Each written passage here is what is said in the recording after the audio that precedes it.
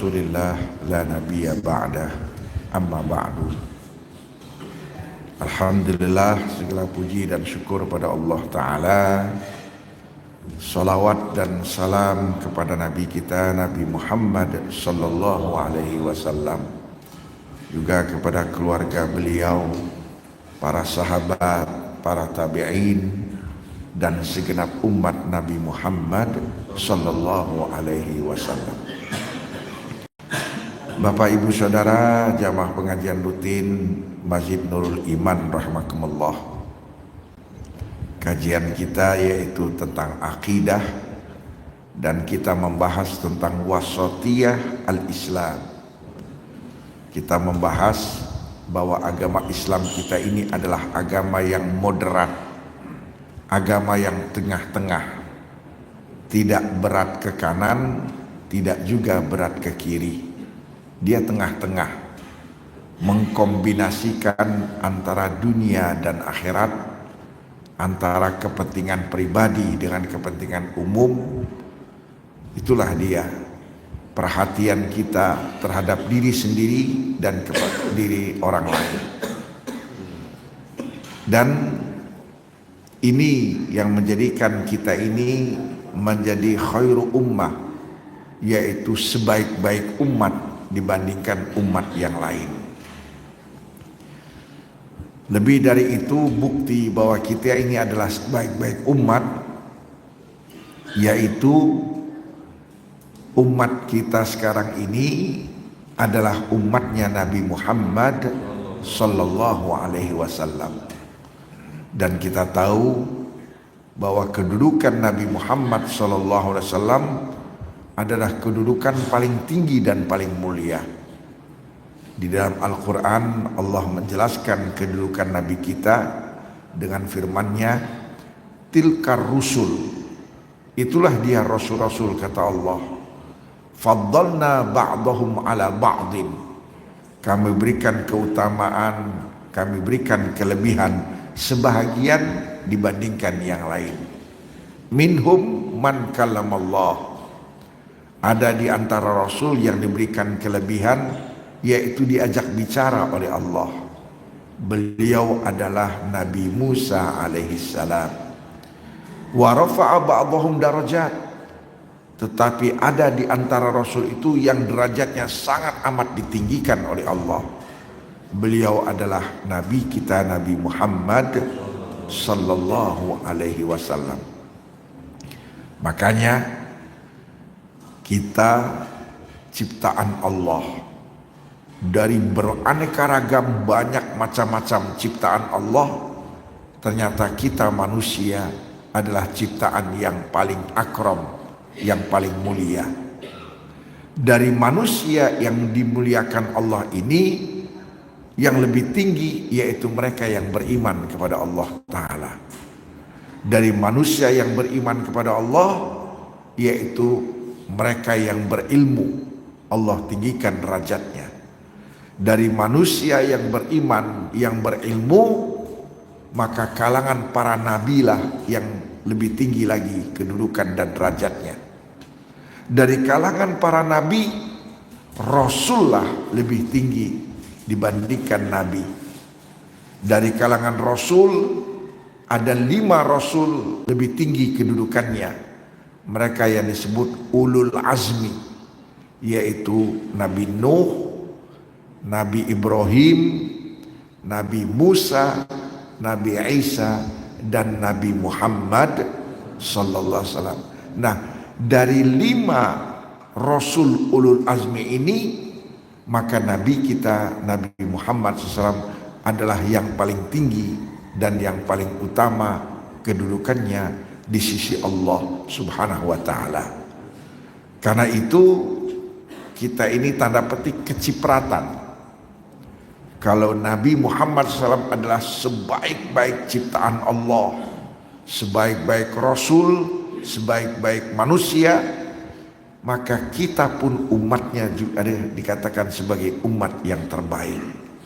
Kenapa?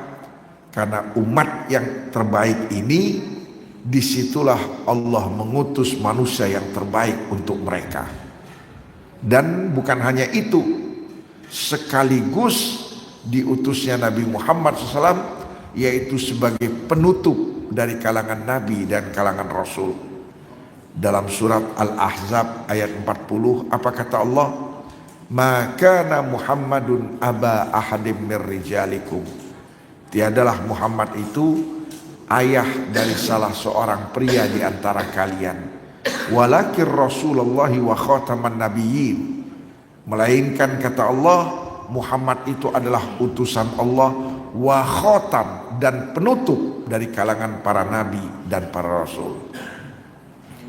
Abu Hurairah radhiyallahu anhu juga pernah meriwayatkan bahwa Rasulullah bersabda, kata Nabi kita, inna mathali wa mathalal anbiya min qabli.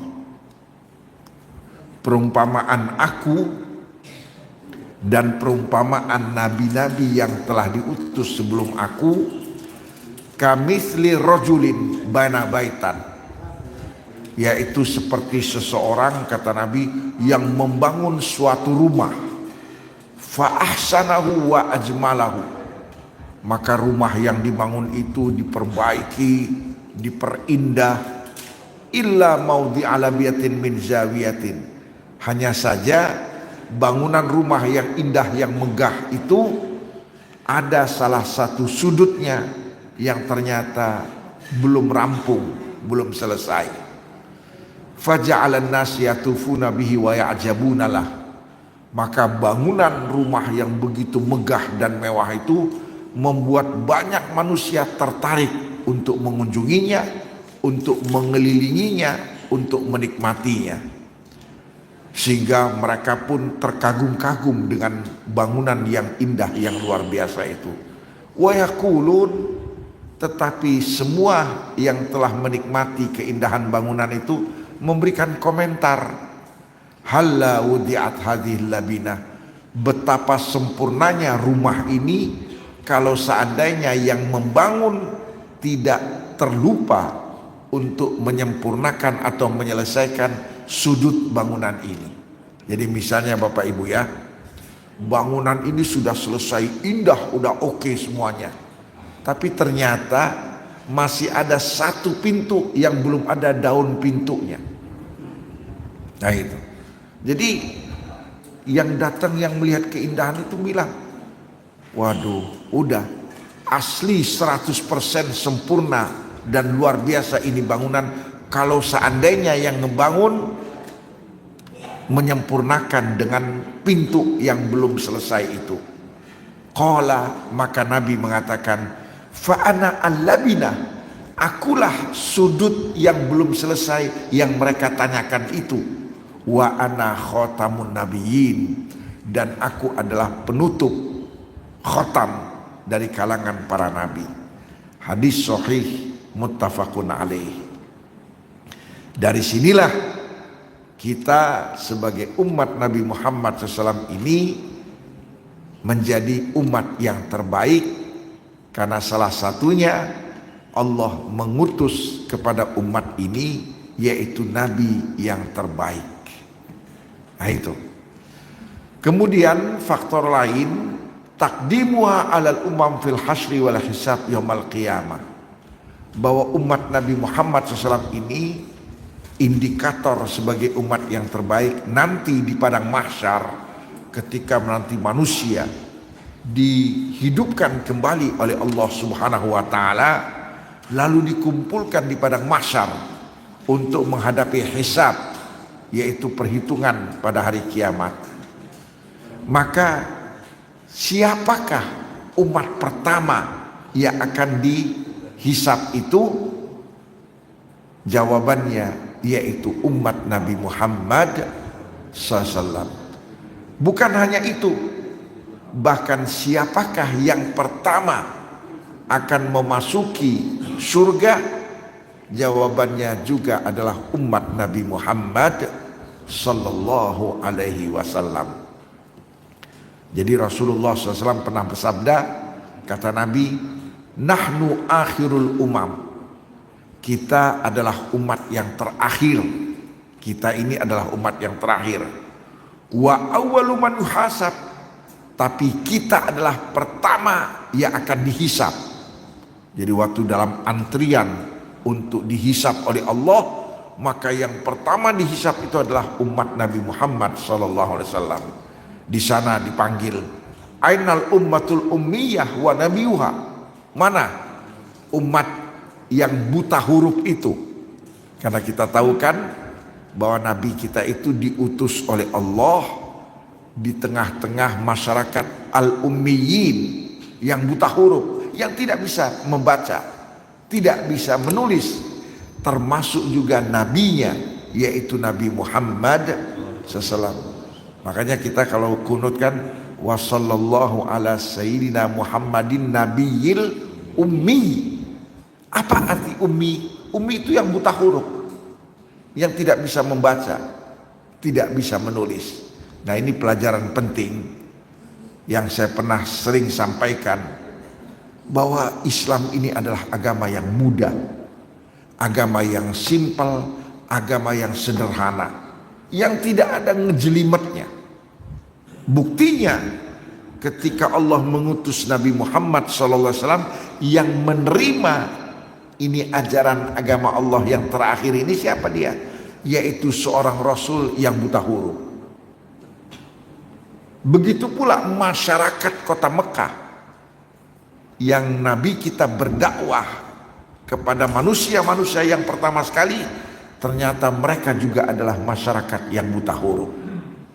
Tapi faktanya Bapak Ibu, masyarakat yang buta huruf, yang tidak bisa menulis, membaca, tidak mengenal sekolah, ternyata mereka mampu untuk memahami ajaran-ajaran agama Islam yang disampaikan oleh Nabi kita Nabi Muhammad SAW. Bukan hanya mampu untuk menerima, bahkan mereka juga mampu untuk mengamalkan, mengaplikasikan dalam kehidupan mereka sehari-hari. Ini adalah fakta konkret bahwa Islam kita itu adalah agama yang mudah, Bapak Ibu, agama yang simpel, yang sederhana. Jadi kalau terkesan susah, ternyata yang mempersusah itu bukan Allah, bukan Rasul, bukan esensi agama itu, melainkan yang mempersusah adalah kita manusia yang mempersusah, yang mempersulit. Makanya kalau bisa dipersulit, kenapa harus dipermudah? Nah itu, dalam beragama pun seperti itu. Kadang-kadang Bapak Ibu maaf ya, coba kita lihat ada fenomena-fenomena, kadang-kadang kita prihatin. Kita disuruh berzikir, kita disuruh digiring untuk ngebayang-bayangin Allah. Kemudian kalau nggak bisa ngebayangin Allahnya, suruh ngebayangin si ustadznya. Ada apa ini? Jadi stres, bahkan ada yang mengacam, kalau misalnya dia belum ikut tasawuf, maka Islamnya nggak sempurna. Mapas. Ini betul Pak. Banyak kita itu kadang-kadang dipersulit. Nah itu, akhirnya apa? Pusing orang. Pusing. Saya ingin beragama Islam dengan baik, kok ngejelimet gini ya? Kok susah begini? Disuruh baca Quran harus paham yang dibaca. Kalau nggak paham mubazir. Kadang-kadang ada yang suruh ngajar-ngajar gitu. Umur udah 70 tahun disuruh ngapalin Quran. Loh, siapa yang nyuruh? Padahal dari awal Allah katakan, la yukallifullahu nafsan illa usaha. Ada Pak. Saya pernah ketemu orang ya, jemaah haji. Dia bilang, saya ini bernazar bahwa selama haji ini minimal saya akan melakukan umroh sebanyak 40 kali.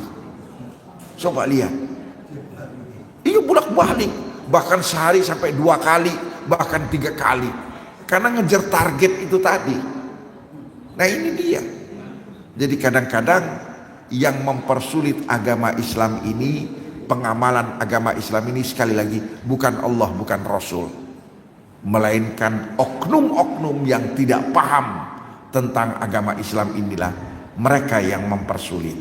Ya.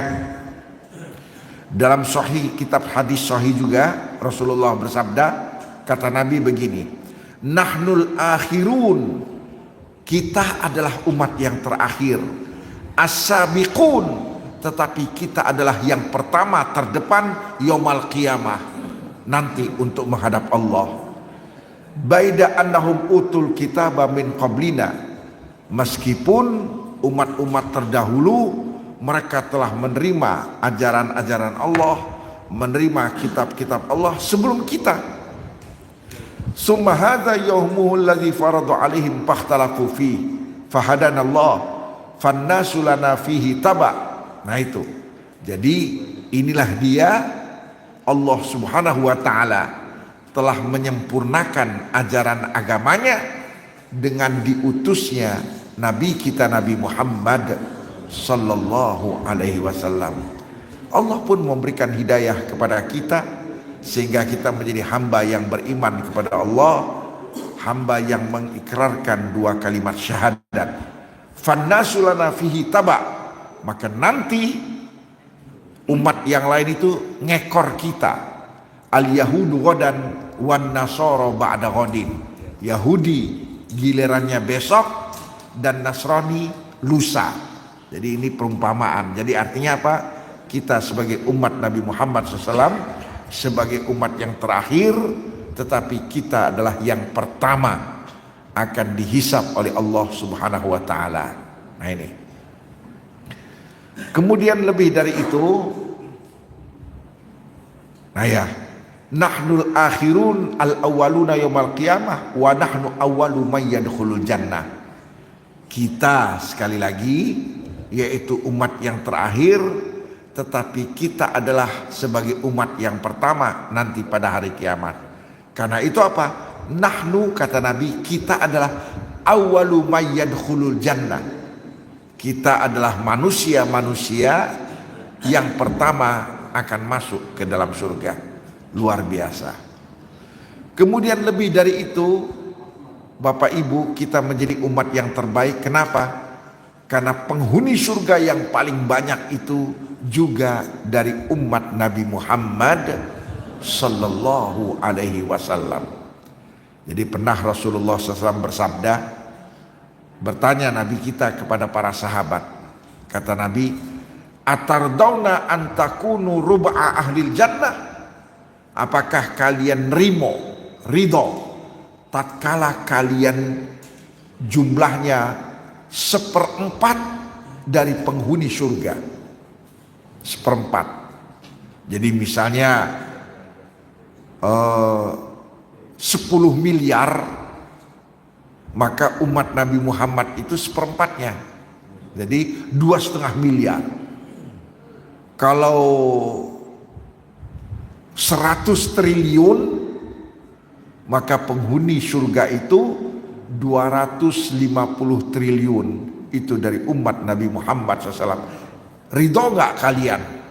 Nah ini kan sebetulnya pertanyaan bukan untuk dijawab, karena masalah ridho atau tidak itu bukan urusan kita, itu adalah Allah. Tapi ini Allah ingin membuktikan kebaikan dan keutamaan umat Nabi Muhammad SAW. Kuna, kami para sahabat menjawab, naam, iya ya Allah, ya Rasulullah. Qala, kembali lagi Nabi bertanya, atardawna antakunu sulusa ahli jannah, apakah kalian ridho, apakah kalian rimo tatkala jumlah kalian itu sepertiganya penghuni surga? Kuna, kembali lagi kata para sahabat kami jawab, naam, iya. Qala, kembali lagi Nabi bertanya, atardawna antakunu syatra ahli jannah, apakah kalian ridho tatkala kalian menjadi separuh dari penghuni surga? Qulna, kami jawab, na'am, iya. Lalu Nabi di sini bersumpah, kata Nabi, walladzi nafsu Muhammadin biyadi, demi jiwa Muhammad yang ada di tangannya, demi Allah, inni la arju an takunu syatra ahli jannah, Sesungguhnya aku, kata Nabi kita, berharap kepada Allah, mudah-mudahan kalian betul-betul menjadi separuhnya penghuni surga. Nah itu. Wa dzalika anna jannah la yadkhuluha illa nafsun muslimah. Karena apa? Karena kata Nabi, surga itu tidak akan dimasuki kecuali oleh jiwa yang betul-betul memasrahkan jiwa raganya kepada Allah Ta'ala. Wa ma antum fi ahli syirki illa kasya'ratil bayda. Dan tiadalah kalian, wahai umatku, bila dibandingkan dengan ahli-ahli syirik yang menyekutukan Allah, illa kasya'ratil bayda fi jidi sauril aswad. Melainkan kata Nabi, tak ubahnya apa? Seperti satu helai rambut putih di bodi, di badannya banteng yang berwarna hitam. Nah ini, jadi syirik yang terjadi di kalangan umatnya Nabi Muhammad SAW itu tidak banyak. Diumpamakan sama Nabi, yaitu seperti satu helai rambut putih ada di badannya banteng warna hitam. Putih.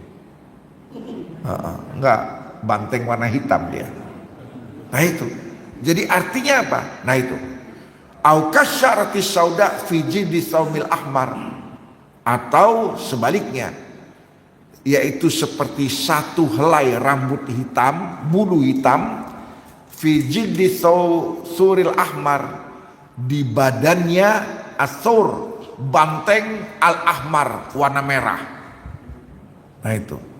Jadi ini penjelasan bahwa, dan kita tahu kunci surga itu apa? La ilaha illallah.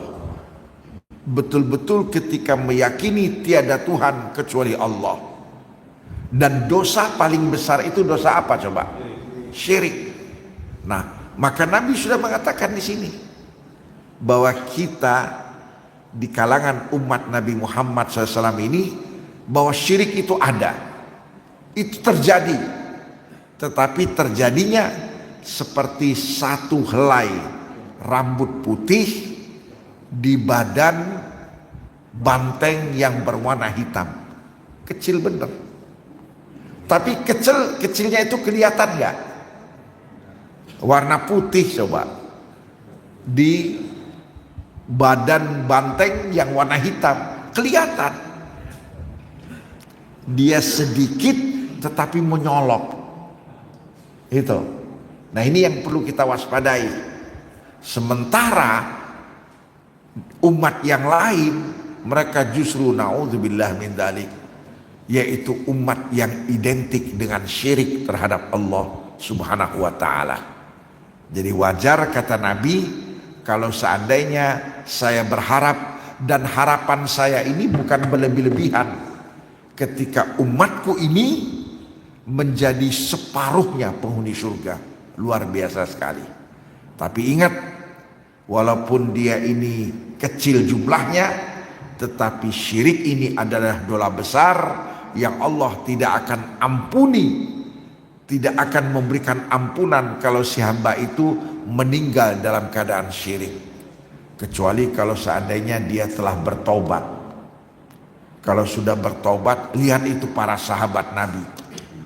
Mereka waktu Nabi kita diutus, mereka adalah umat yang menyekutukan Allah, menyembah berhala, minta kepada patung-patung, syirik.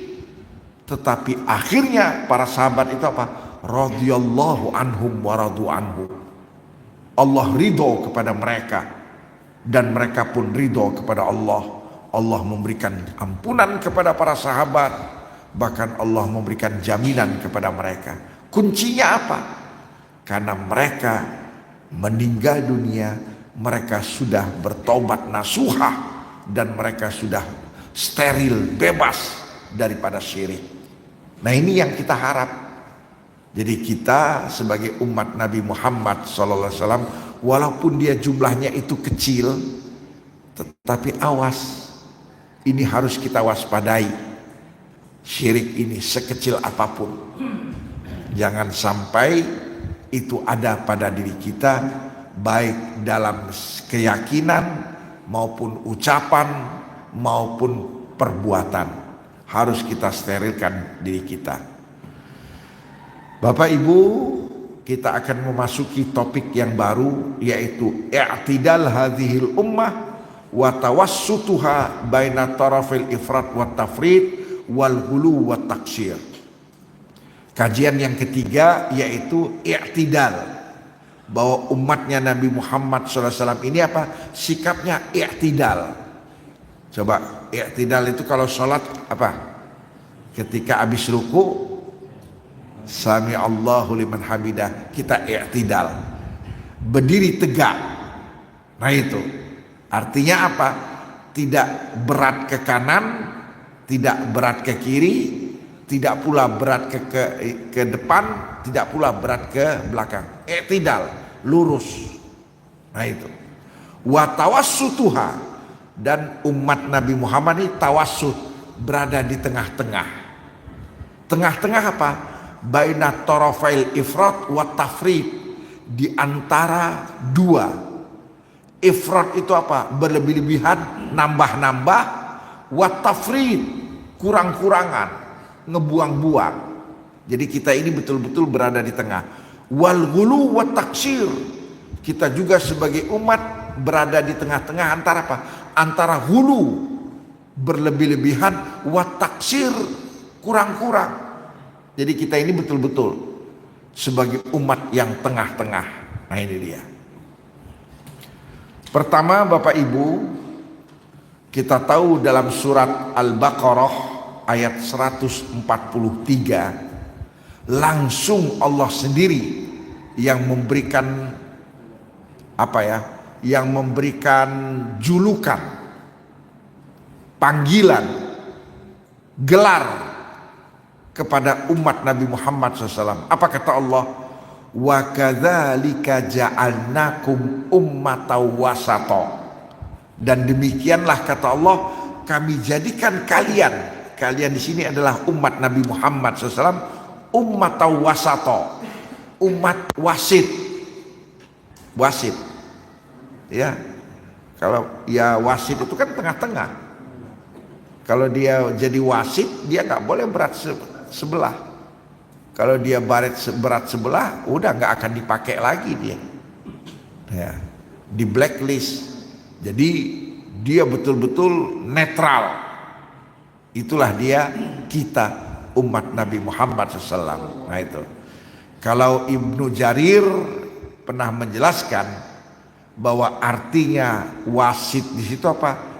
Alladzi mala ilaih, yaitu apa? La yunafil artinya yang tidak condong atau berat sebelah tadi itu. Nah ini. Dan ternyata Bapak Ibu, kita ini berada di tengah-tengah tadi itu, tidak berlebih-lebihan, tidak juga kurang-kurang. Ya. Itu berkaitan dengan akidah, berkaitan dengan ibadah, berkaitan dengan muamalah, pergaulan. Nah itu ya. Jadi kita akan coba melihat di sini ya. Kita akan coba untuk mempelajarinya. Pertama, berkaitan dengan akidah. Kita ini di tengah-tengah. Yaitu berkaitan dengan masalah tauhid, mengesahkan Allah Subhanahu wa taala, dan juga berkaitan dengan sifat-sifat Allah Subhanahu wa taala. Kita ini sebagai umat berada di tengah-tengah antara Yahudi dan Nasrani. Nah itu. Yahudi misalnya, wasafu ar-rabb bi sifatin naqs alladzi yahtassu bihal makhluk. Dalam keyakinannya umat Yahudi, ternyata Allah itu diberikan sifat-sifat yang kurang, yang negatif, sifat-sifat yang disamakan dengan yang ada pada makhluk. Akhirnya apa? Mereka menyerupakan Allah zat pencipta dengan makhluk yang diciptakan. Antara lain nih, mereka menyebut Allah itu apa? Bakhil. Coba lihat, Allah itu disebut sama orang Yahudi bakhil. Nah itu, bakhil itu kan ada pada kita, ada pada kita manusia. Lalu Allah juga disebut sama orang Yahudi dalam keyakinan mereka bahwa Allah itu fakir. Itu. Wa annahu lamma khalaqas samawati wal arda ta'iba fastaraha yawmas sabat. Bahkan dalam akidah Yahudi Bapak Ibu, bahwa Allah kan menciptakan alam semesta ini dalam tempo berapa hari? Dalam tempo 6 hari. Nah itu. Kemudian apa? Begitu selesai rampung hari Jumat, mereka bilang apa? Allah kecapean. Nah ini. Maka hari Sabtu Allah itu istirahat. Ini coba lihat. Dan banyak lagi hal-hal negatif yang mereka memberikan sifat-sifat yang ada pada kita, yang ada pada makhluk. Nah ini. Di sisi lain Nasrani. Kalau Nasrani lain lagi. Wasaful makhluk bisifatil khaliq. Mereka memberikan sifat kepada makhluk dengan sifat-sifat yang ada pada khaliq, yang ada pada Allah. Jadi terbalik. Kalau Yahudi sifat manusia itu diberikan kepada Allah, kalau Nasrani sebaliknya, sifat Allah itu diberikan kepada makhluk, kepada manusia. Maka mereka pun akhirnya apa? Misalnya mereka berkeyakinan innallaha huwal masih ibnu Maryam. Bicara tentang Allah sama dengan itulah dia bicara tentang Ibnu Maryam, tentang Isa. Saya kemarin ngelihat ada di YouTube, kan bicara tentang masalah Tuhan. Nah itu, jadi ada Tuhan, terus ada juga disebut Tuhan Yesus. Nah itu, jadi mereka itu nggak mau menyebut, mereka itu menyebut Tuhan itu satu. Nah itu. Cuma apa? Namanya aja itu. Jadi Isa itu labelnya Tuhan itu diberikan kepada Nabi Isa. Nah ini, jadi itulah tadi. Wa innallaha tsalitsu tsalatsa. Dan mereka juga berkeyakinan bahwa Allah itu adalah satu dari tiga. Trinitas. Salah satu Tuhan tiga itu siapa dia? Allah. Wa qalu al-masih ibnullah. Mereka juga mengatakan bahwa Isa adalah anaknya Allah. Wa qalu innahu yakhluq wa yarzuq wa yaghfir wa yarham. Bahkan mereka berkeyakinan bahwa Nabi Isa bisa menciptakan, bisa memberi rezeki, bisa memberikan ampunan, bisa memberikan rahmat, bahkan bisa memberikan taubat. Jadi kalau ada orang bertobat, minta taubat kepada Nabi Isa bisa memberikan taubat dan memberikan ampunan. Wa yusib wa yu'aqib. Dan Nabi Isa bisa memberikan pahala, juga bisa memberikan sanksi. Nah inilah dia. Jadi lihat, luar biasa ya, kita dapat pelajaran di sini. Yahudi, sifat-sifat yang ada pada manusia ditempelkan kepada Allah. Nasrani, sifat yang ada pada Allah ditempelkan kepada manusia. Nah, bagaimana dengan kita? Kita sebagai umat Nabi Muhammad, sebagai umat Islam, ternyata sikap kita yaitu tauhid, mengesahkan Allah Subhanahu wa taala. Maksudnya apa? Kita hanya memberikan sifat kepada Allah, yaitu sifat yang sempurna, yang bebas daripada kekurangan, yang bebas daripada keserupaan yang ada pada makhluk-makhluknya. Apa kata Allah dalam Al-Quran? Laisa kamitslihi syai'un. Tidak ada apapun, siapapun yang menyerupai Allah. Ya udah, langsung dia apa? Diskakster. bahwa Allah itu gak ada yang menyerupai. Jadi jangan sampai kita meniru Yahudi tadi. Sifat-sifat yang ada pada manusia, Allah capek, Allah istirahat, nah itu kan, Allah miskin, nah itu ditempelin kepada Allah. Na'udzubillah min dzalik. Atau Nasrani, sifat yang melekat pada Allah, hak prerogatif Allah diserahkan kepada makhluk. Nabi Isa bisa memberikan ampunan. Jadi kalau misalnya kita enggak kan, iyyaka na'budu wa iyyaka nasta'in, jelas dan tegas, inilah dia. Ini berkaitan dengan Allah. Yang kedua, berkaitan dengan Nabi dan Rasul. Nah ini, bagaimana dengan Nabi dan Rasul? Makanya kita di sini dapat pelajaran betul-betul terima kasih ya Allah. Memang kita ini menjadi umat yang diberikan kelebihan dan keutamaan dan dikatakan umat yang terbaik karena kita ini di tengah-tengah. Nah yang kedua, terhadap Nabi dan Rasul. Orang-orang Yahudi qatalul anbiya walladzina ya'muru bil qismi. Mereka Yahudi itu tidak sungkan-sungkan, naudzubillah min dzalik, mereka bunuh nabi yang diutus kepada mereka. Padahal nabi-nabi itu diutus oleh Allah untuk mengajarkan sikap adil kepada manusia, untuk bagaimana mereka tidak melakukan dosa-dosa besar. Nah itu. Bahkan nabi-nabi bukan cuma dibunuh Bapak Ibu sama orang-orang Yahudi. Mereka juga menuduh nabi-nabi itu apa? Berbuat dosa besar. Jadi kalau misalnya pernah melihat ada ceritanya Nabi Daud, itu dalam keyakinan mereka Nabi Daud itu apa? Na'udzubillah, dituduh berzina. Coba lihat, ini yang keyakinan mereka. Dan wastakbaru an itma'in, dan mereka pun congkak, sombong, mereka menolak untuk tidak mau mengikuti nabi yang Allah utus kepada mereka. Nih,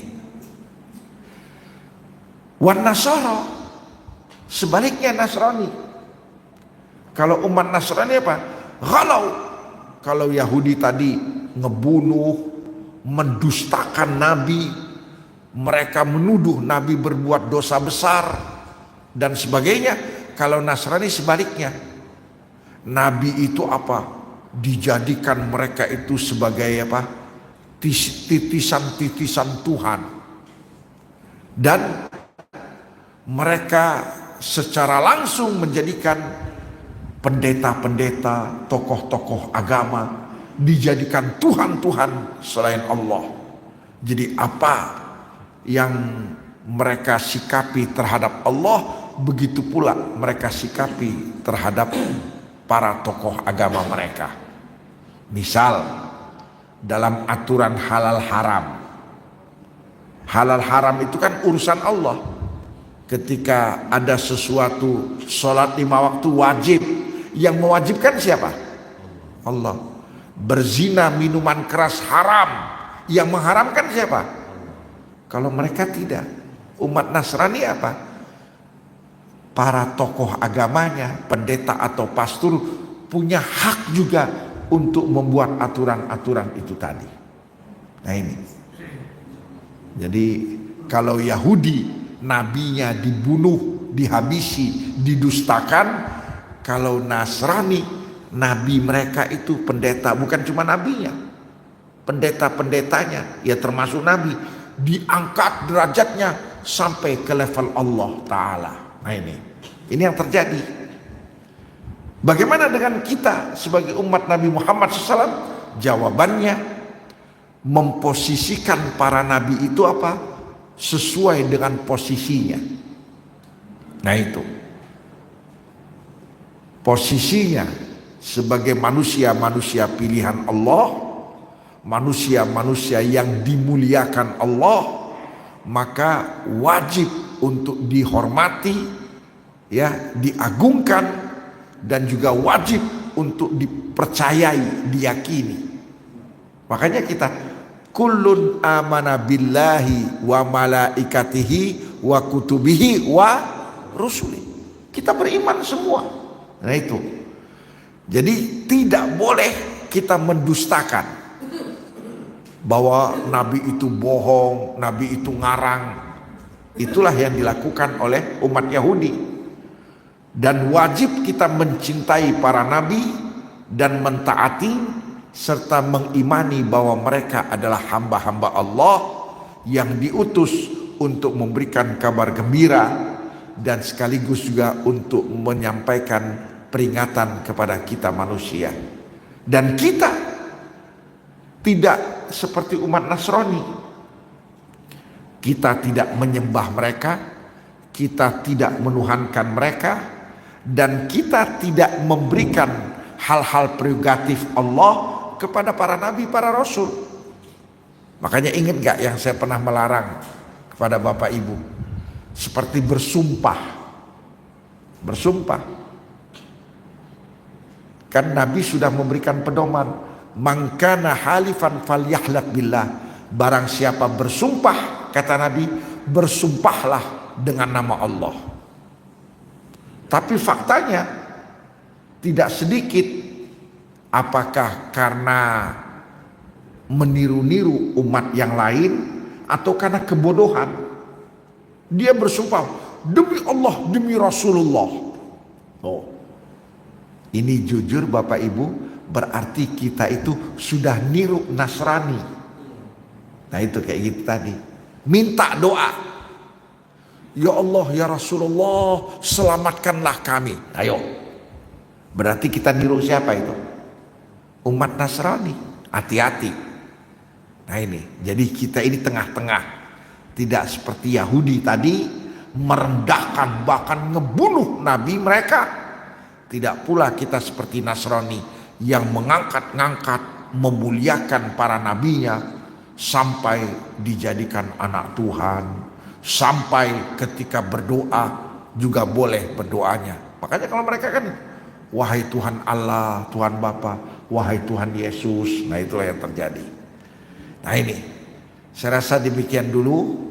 Mudah-mudahan Allah memberikan hidayah dan taufiknya kepada kita, agar kita memiliki pemahaman yang benar tentang agama Islam yang kita anut sebagai agama yang moderat ya, yang tengah-tengah. Demikian wallahu a'lam bishawab.